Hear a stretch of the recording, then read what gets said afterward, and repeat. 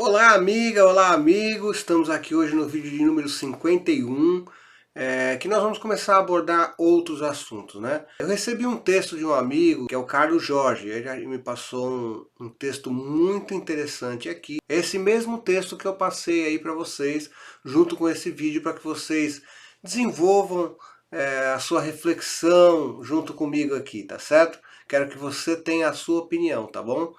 Pois vamos lá. Bira Leite, Master Coach, criador do método Desenvolver e fundador da Lifeway Coach no Brasil. Vamos dar uma olhadinha aqui como é a estrutura da nossa personalidade segundo Freud. É o id, o ego e o superego. O que é que essas três coisas têm que formam a nossa personalidade? Seria assim a busca do equilíbrio dessas coisas para que a gente possa ser quem a gente é. Pois vamos lá. O que é o id? O id seria a nossa composição mais rasa, a nossa composição primordial. Digamos aqui a nossa raiz descontrolada, caótica, desorganizada, né, que a gente tem dentro da gente. São as nossas contradições mais profundas. Aí nós temos o nosso ego. O ego quem é? O ego é aquele cara que busca intermediar o meio ambiente com o nosso interior, ou seja, ligar o nosso id ao meio ambiente. Então ele começa a trabalhar aqui em cima de selecionar de que forma nós vamos agir, nos comportar e raciocinar e perceber as coisas à nossa volta. E nós temos o nosso superego. Nosso superego funcionaria aí como um juiz, né, que julgaria as nossas ações, os nossos pensamentos antes que a gente cometa alguma loucura por aí. Se a gente fosse atender o nosso id puramente, seria o nosso subconsciente agindo por nós. Já pensou se a gente agisse de acordo com o nosso subconsciente? Cada vez que a gente passa por um momento, cada vez que a gente tem um estímulo, a gente reagir, a gente agir da forma que a gente pensar, seria uma loucura.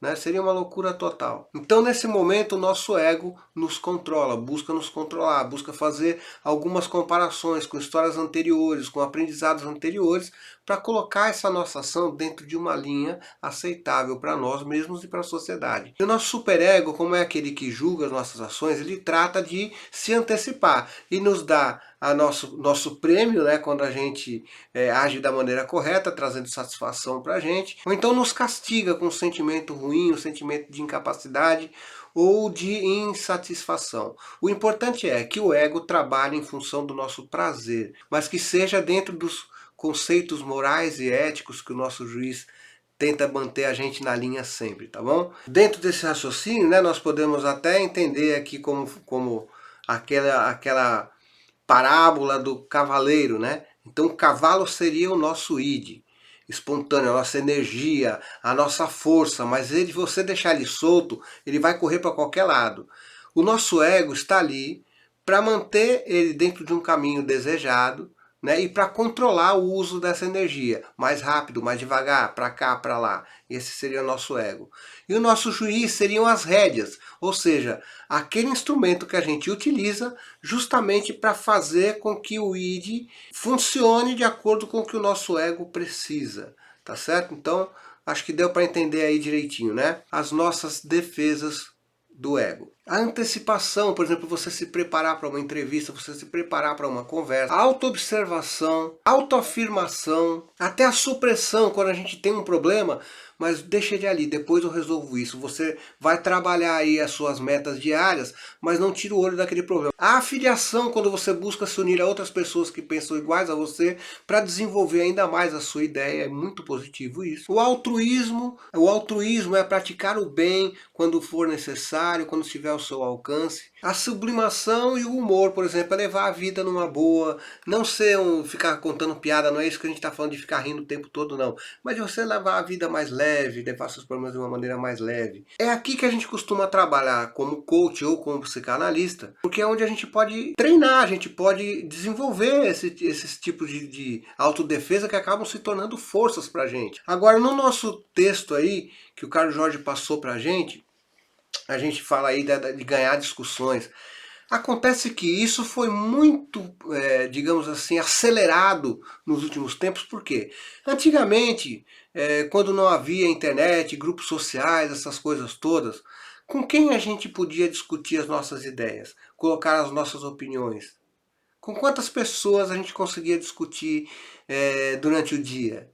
Poucas, né? Porque a gente tinha aquela limitação dentro daquele ambiente que a gente se encontrava. Mas hoje em dia, com o advento das redes sociais e toda essa facilidade, nós conversamos com várias pessoas ao mesmo tempo.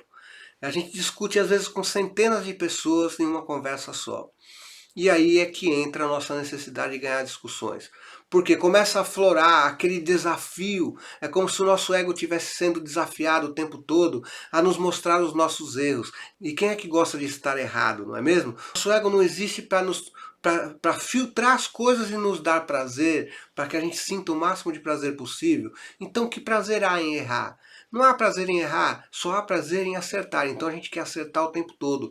Olha, no meu modo de ver, tem até certo ponto uma coisa muito positiva, que é você trocar ideias. Você vai expor e você vai defender as suas ideias o tempo todo, até por um atendimento do seu ego, né? De estar alimentando o seu ego, de te criar mais prazer. Mas isso vai forçar com que você escute as opiniões das outras pessoas. E mesmo que você naquele momento não queira concordar, para não ter que sentir que as pessoas viram que você errou, você vai discutir até o fim, defender a tua ideia até o fim, mas numa próxima conversa você vai agregar aquelas coisas que você aprendeu na conversa anterior, realmente vai ter um pouquinho mais de visão. Então acho que isso faz com que a gente se desenvolva mais do que o normal. Isso, nesse ponto eu acho que é uma coisa positiva. Agora não pode ser patológico, né? Aí já fica uma coisa negativa, ter razão por ter razão. Aí discute e não aprende nada nunca, jamais abandona a sua ideia e por mais que te mostrem e te provem, o contrário, você sempre vai achar que está certo. E isso vai ser muito perigoso para você, porque você vai estar fechado à evolução. E aí é onde vai entrar o nosso aprendizado contínuo, que nós vamos começar a falar a partir do nosso próximo vídeo. Eu espero que você tenha gostado dessa minha análise, dessas informações que eu pude passar hoje para você. Eu acho que eu vou lançar uma série só para falar a respeito do nosso id, ego e superego, tá certo? Eu acho que pode ser bom para muita gente que não tem acesso a esse tipo de informação.